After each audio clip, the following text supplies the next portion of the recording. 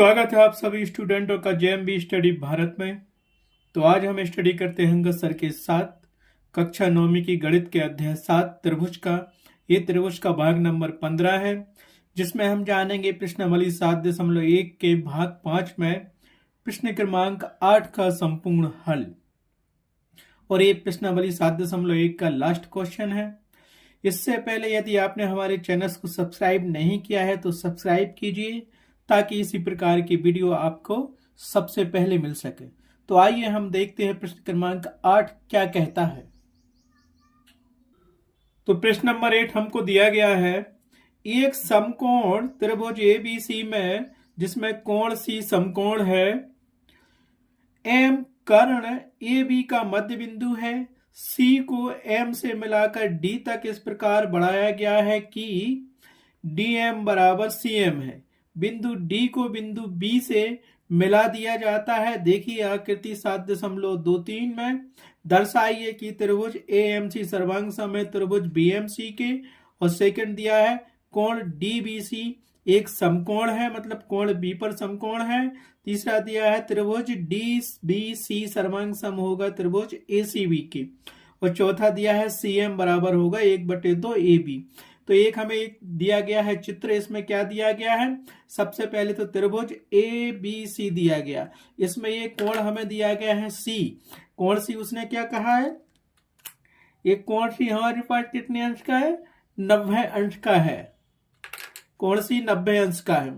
उसने कहा कि एम बिंदु इस कर्ण ए बी कर्ण पर, ए बी कर्ण का मध्य बिंदु है, तो मतलब ए एम और बी एम बराबर होंगे। सी को एम से मिलाकर, इसको सी से एम तक मिलाकर डी तक इस प्रकार बढ़ाया गया है कि डी एम, डी और एम मतलब ए बार डी एम बराबर होगा सी एम की। तो ये भी भुजाएं बराबर हो गई सी एम की। बिंदु डी को बिंदु बी से मिला दिया, ठीक है, तब सिद्ध करना। ये सारी चीजें हमें हो गई। तो यहां पे हमें जो प्रूफ करना है, तो जो दिया गया सबसे पहले हम उसको लिख लेंगे और जो ज्ञात करना उसको लिख लेंगे, ठीक है। तो यहां देखो जो दिया गया है, हमें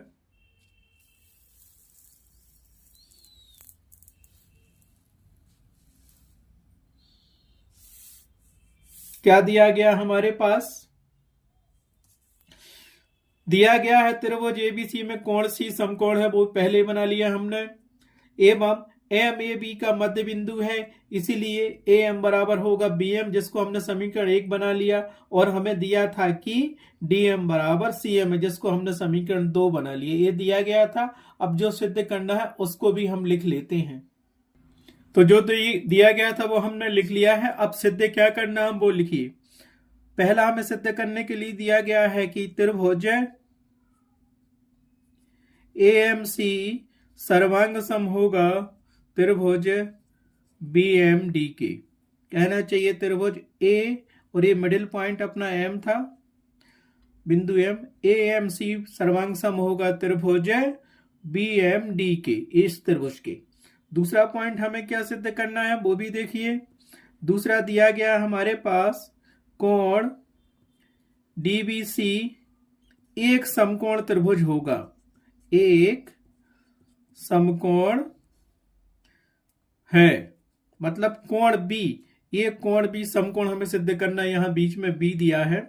और तीसरा स्टेप हमें जो दिया गया जो सिद्ध करना है वो क्या है, हमें सिद्ध करना है कि त्रिभुज DBC सर्वांग सम होगा त्रिभुज ACB के।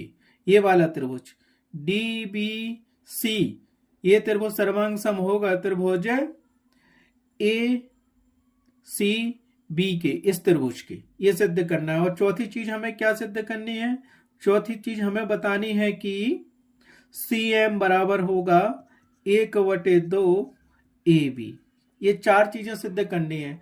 तो हम पहले एक चीज लेके चलते हैं, नंबर 1 वाली। क्या सिद्ध करेंगे, त्रिभुज AMC सर्वांग सम होगा त्रिभुज BMD के, ये लेके चलेंगे। और यहाँ पे डायग्राम दिया है तो इसके 2 छोटे छोटे डायग्राम बना लेते हैं। हमें कौन सा त्रिभुज करना है सिद्ध, हमें त्रिभुज करना है AMC वाला त्रिभुज ये बन गया अपने, कौन सा AMC वाला। ये हमें दिया है ए, ये दिया है सी और ये दिया है एम। इसमें ये भुजा और ये भुजा किस त्रिभुज के बराबर होती है? बी एम सी के। तो हमारे पास ये दिया है ए, बी, डी और एम वाला ये दिया एम। तो ये भुजा बराबर है इसके और ये भुजा बराबर है इसके। ठीक है, ये मध्य बिंदु दिया गया है। और क्या दिया गया है? एक चीज और यहाँ पे देखिए, यहाँ पे ये वाला त्रिभुज लिया और ए वाला त्रिभुज लिया। ठीक है, तो ये पूरा कर्ण आ रहा है और ये पूरा कर्ण आ रहा है।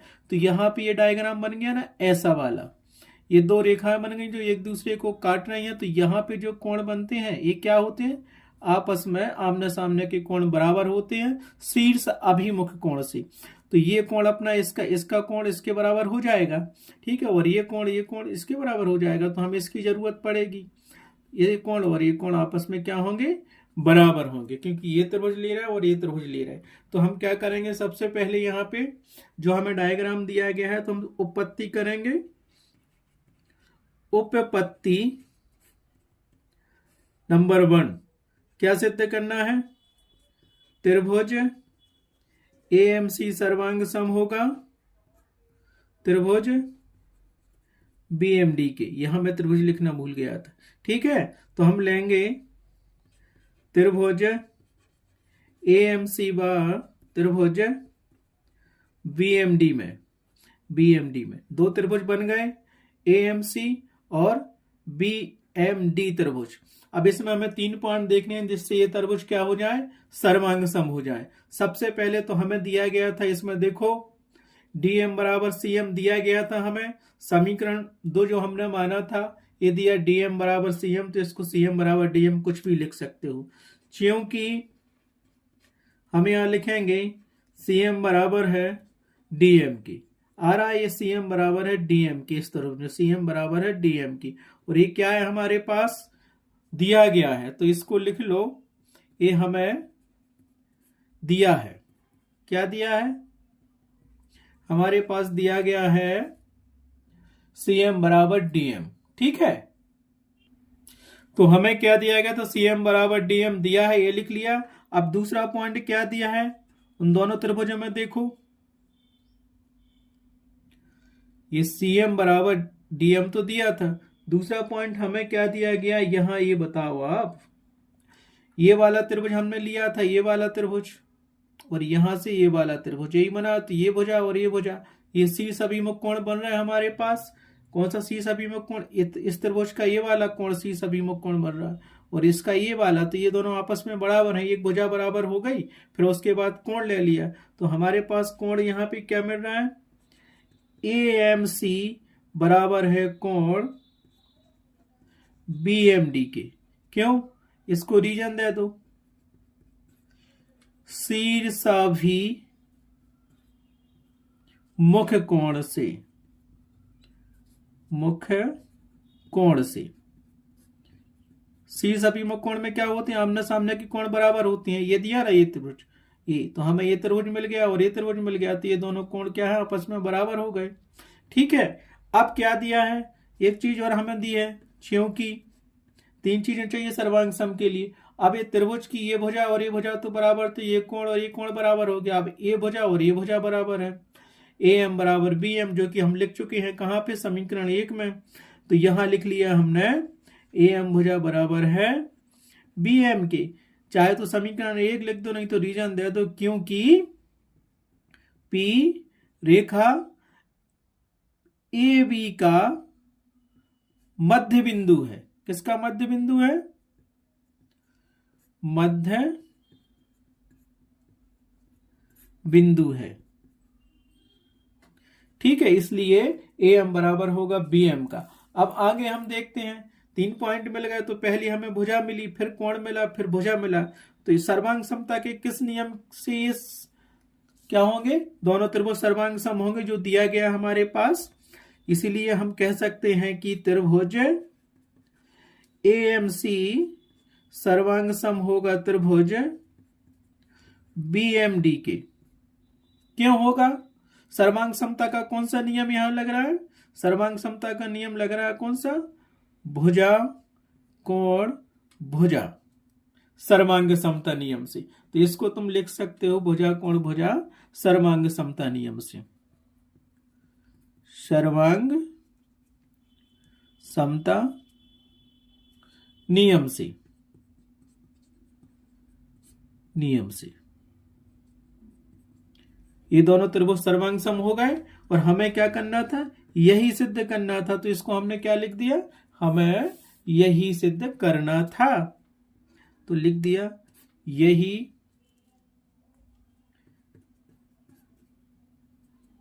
सिद्ध करना था। ठीक है, सो पहला ऑप्शन तो हो गया इति सिद्धम। ठीक है, अब दूसरा हमें क्या दिया था, कोण डीबीसी एक समकोण है, ये सिद्ध करना था। ये वाला ऑप्शन हमें दिया है कोण डीबीसी एक समकोण है, ये सिद्ध करना है। तो उसको चलते हैं अब। ठीक है, नेक्स्ट पेज पे देखते हैं सेकंड वाले को सॉल्व करने के लिए। तो दूसरा ऑप्शन क्या है, हमें सिद्ध करना है कि कोण डीबीसी एक समकोण है।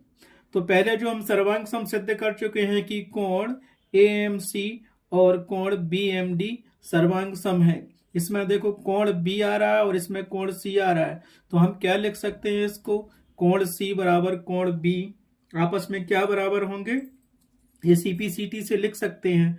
अब देखो क्योंकि कोण ए सी एम बराबर होगा कोण ए सी एम, ये वाला कोण बराबर होगा इस कोण के। लिख दो कोण बी एम डी के, या इसको लिख सकते हो कि डी बी एम के, कुछ भी लिख सकते हो, डी बी एम के भी लिख सकते हो या कुछ भी लिख दो। तो इसको ऐसा ही लिख लो, इसको लिख लो कोण डी बी एम के। किससे, यहां रीजन दे दो सीपीसीटी से। क्यों, हम सिद्ध कर चुके हैं, क्योंकि क्या सिद्ध कर चुके हैं यहां पे, त्रिभुज एएमसी सर्वांग सम है त्रिभुज वीएमडी के। जब ये दो त्रिभुज सर्वांग सम हो गए तो उसके संगत अवयव क्या होते हैं, आपस में बराबर होते हैं, इसीलिए कोण सी बराबर हो गया कोण बी के। आया समझ में। अब यहां पे एक चीज हम देखते हैं, यहां पे अगर ये दो त्रिभुज बने हो तो ये वाला और ये वाला क्या हो गया, इंटीरियर एंगल हो गया। कहने का मतलब ये वाला जो कोण रहेगा इस कोण के बराबर होगा। एकांतर अंतःकोण यही कहलाती जहां जेड जैसी आकृति बनती है, और इन दो त्रिभुजों में एक जेड जैसी आकृति बन ही रही है, ये वाला। तो ये कोण और ये कोण बराबर हो गया, कोण सी बराबर है कोण डी के। आया समझ में। और यहाँ कोण सी कोण बी के बराबर दिया हुआ है, तो हम क्या लिख सकते हैं, देयर आर, ये समानांतर है बी डी के, है ना। क्यों, देखो यहां लिखो, तथा हम यहां लिख सकते हैं, क्या लिख सकते हैं, ए सी समानांतर है बी डी के। किससे, देखो ए का अंतर अंतः कोण से लिख सकते हैं। एकांतर अंतःकोण ऐसे ही बनता है जेड जैसी आकृति, जब इन दो समांतर रेखाओं की एक तिर्यक रेखा काटती है तब जाके एकांतर कोण बनते हैं, और वो क्या होते हैं, समांतर होते हैं, बराबर होते हैं।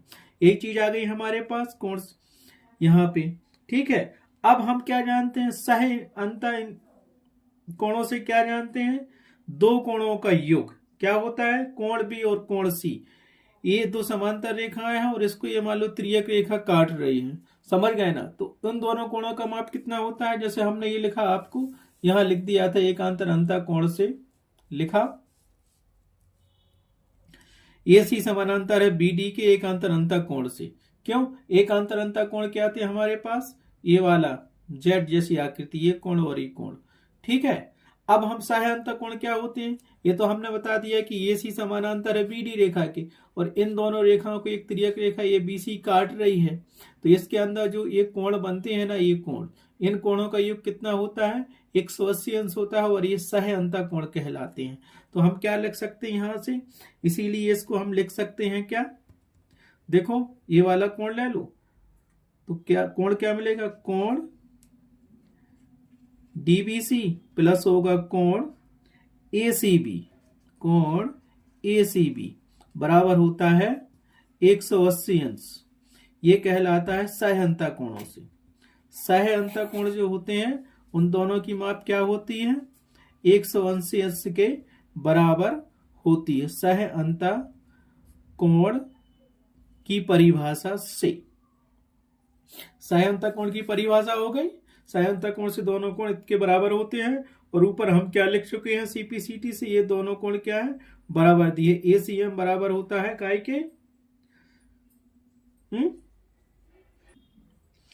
तो इसको हम क्या लिखेंगे? जो कहते हैं कोण DBC प्लस 90 डिग्री। अब 90 डिग्री क्यों लिखा?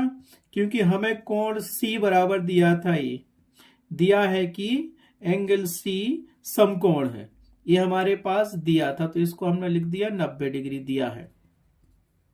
तो यहां से हमें क्या मिल जाएगा?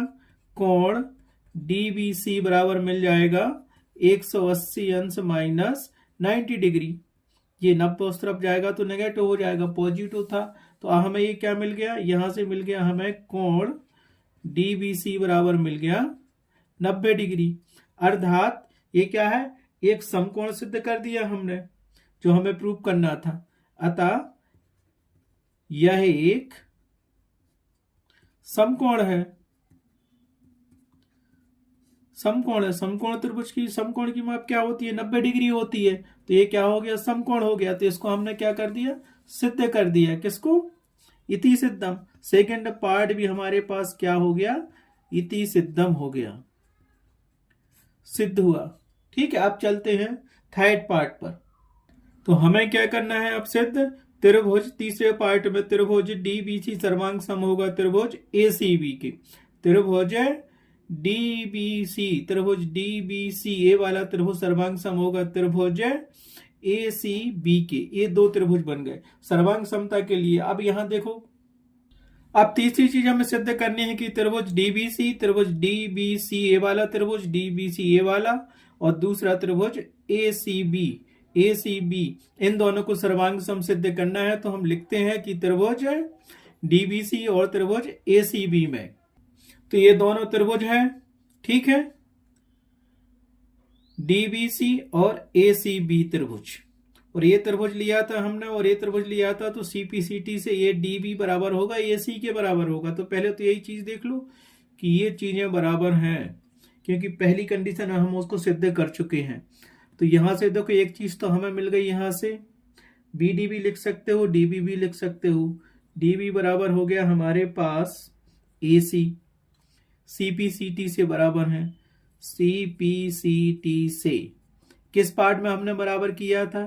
त्रिभुज DBM सर्वांग सम था कैसे? त्रिभुज ACM के। उस वजह से ये CPCT लगा, तो ये दोनों बराबर हो गए। अब हमारे पास आ गया 90 डिग्री का कोण। कोण P और कोण C इसके पहले ही हम सिद्ध कर चुके हैं कि ये 90 डिग्री का था। ठीक है, दूसरी कंडीशन हमें यहां से मिल गई कि कोण DBC बराबर है कोण ACB के। दोनों कोण क्या 90 अंश के हैं? कोण C 90 अंश का दिया था, और सेकंड कंडीशन में हम सिद्ध कर चुके हैं कोण P भी 90 अंश का है। तो यहां लिख देंगे कि दोनों 90 अंश के हैं, 90 अंश के हैं दोनों कोण। हो गए सिद्ध। अब यहां से क्या मिला? BC भुजा इसमें कॉमन है, BC भुजा इसमें कॉमन है। तो यहां से आप लिख सकते हो, क्योंकि दोनों त्रिभुजों में BC बराबर BC है, मतलब इसको कॉमन है, तो इसको लिख सकते हैं कि उभयनिष्ठ भुजा है। कौन सी? दोनों त्रिभुजों में।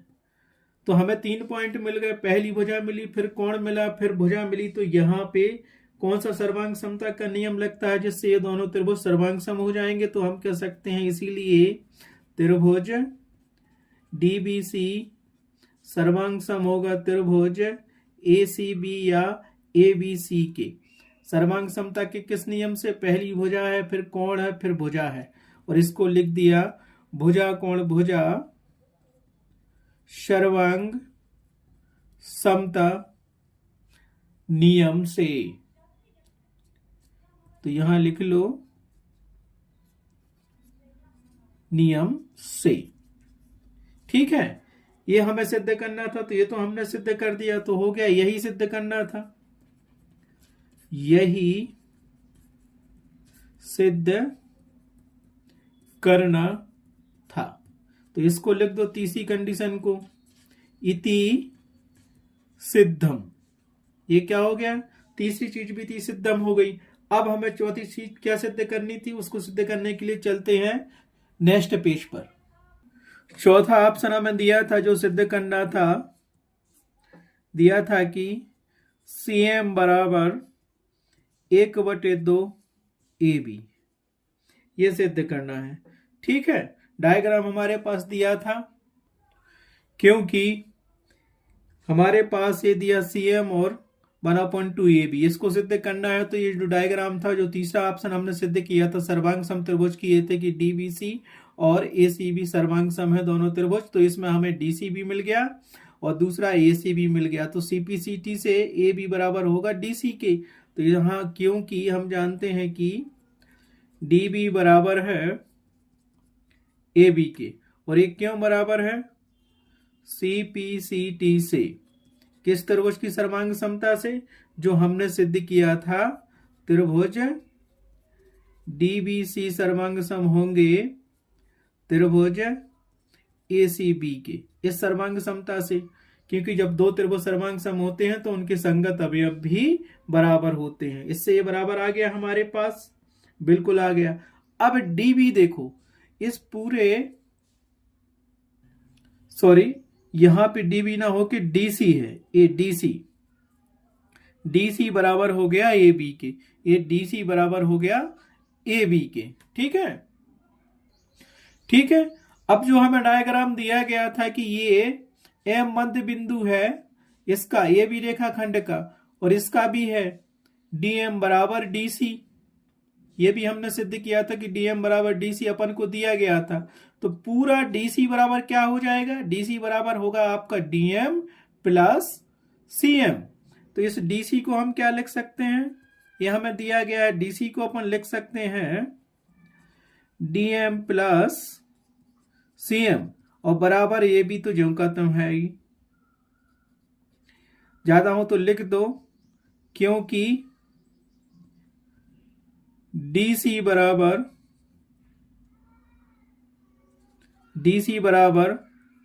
DM प्लस CM होता है डायग्राम से।